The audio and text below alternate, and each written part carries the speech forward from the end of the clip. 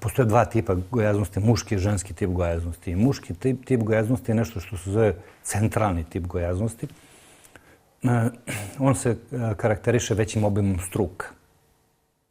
Pa postoji neki kritični obim struka koji karakteriše tu centralnu, unutrašnju gojaznost, tu trbuhu gojaznost. I to je recimo za žene 88 cm, za muškarce 102 cm. To je maksimum? To je maksimum preko koga se rizik za obolenje povećava, za udruženo obolenje povećava. I muškarce su skloni tom centralnom tipu gojaznosti. Prema tome, muškarci bi trebali budu opterećeniji bolestima nego žene.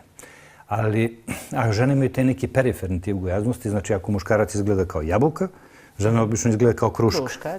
Sa druge strane, interesantno je da statistika kad je dijabetes u pitanju kaže da 6 od 10 gojaznih muškaraca ima dijabetes, a 9 od 10 gojaznih žena.